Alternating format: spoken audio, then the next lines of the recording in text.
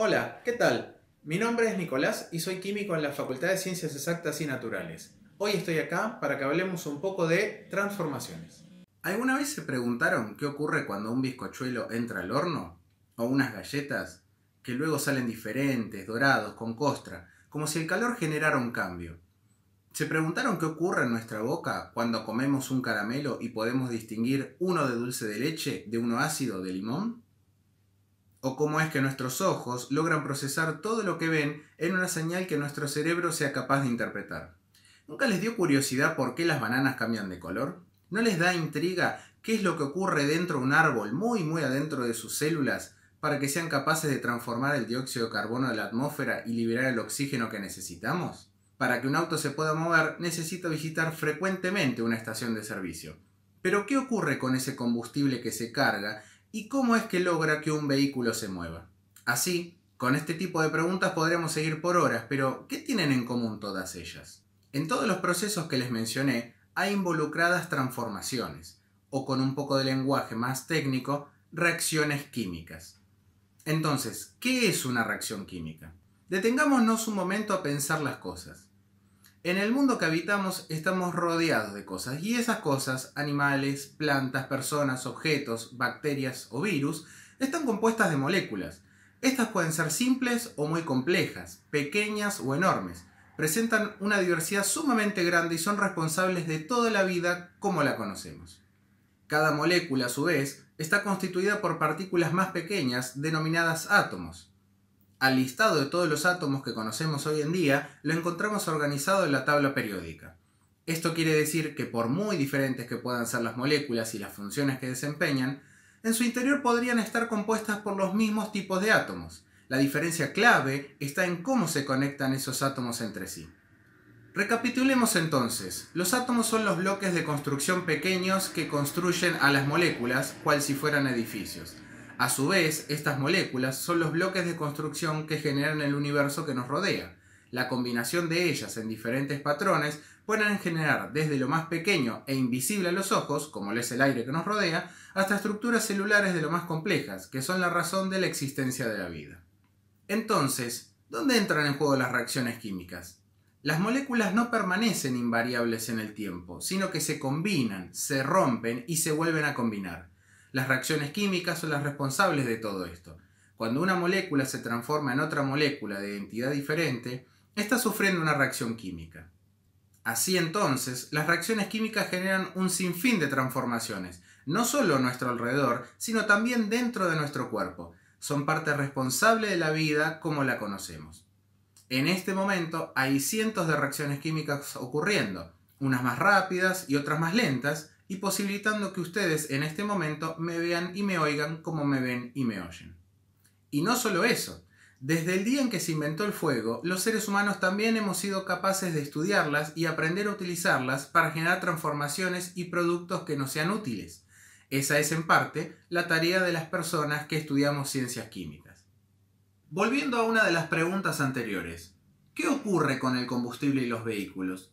Es muy probable que hayan oído que los autos funcionan por combustión de la nafta, pero ¿cómo logra esto el movimiento y qué tiene que ver con las reacciones químicas? Las moléculas tienen energía almacenada en sus enlaces químicos, en las uniones entre átomos. Cuando ocurre una reacción química y se rompen o se crean nuevos enlaces, puede ser necesario entregar la energía para que ocurra la transformación, o que al ocurrir esta, se libere energía. Pensemos un ejemplo de casa. Prestemos atención a lo que ocurre cuando prendemos una hornalla y colocamos una olla con comida encima. Estamos utilizando la energía de la combustión del gas, que viene por la tubería, para transformar nuestros alimentos. A los combustibles, cuando se los hace reaccionar con moléculas de oxígeno, se queman, combustionan, transformándose en moléculas más pequeñas, en gases.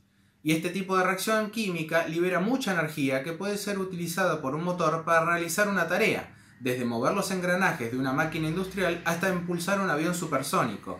No por nada, el desarrollo del motor en el siglo XVIII llevó a una revolución industrial que nos trajo al lugar tecnológico de hoy en día. En el interior de un auto, lo que hay es un motor transformando la energía que provee la combustión de la nafta para poner las ruedas en movimiento. Ahora, ¿de dónde viene todo ese combustible que utilizamos para mover nuestro mundo?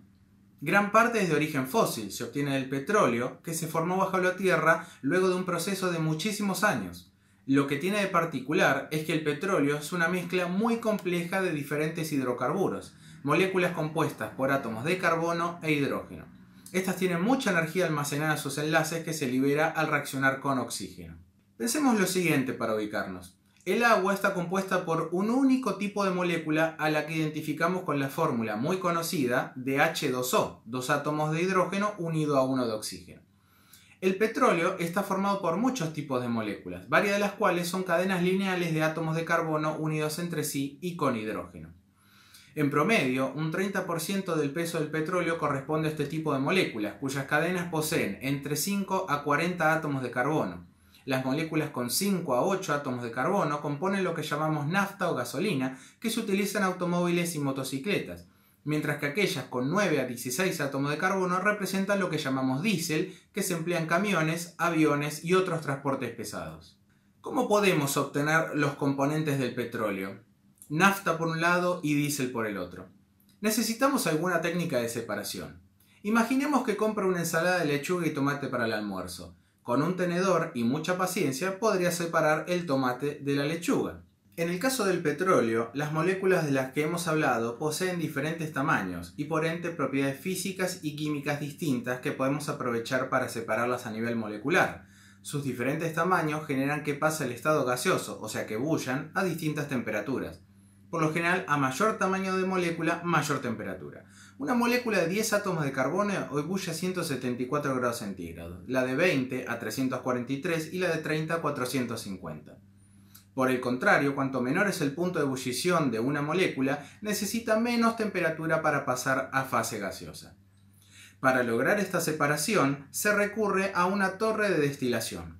Calentando la mezcla en la parte inferior, todas se vuelven gases, pero a medida que ascienden encuentran temperaturas menores, condensando, volviendo a ser líquidas.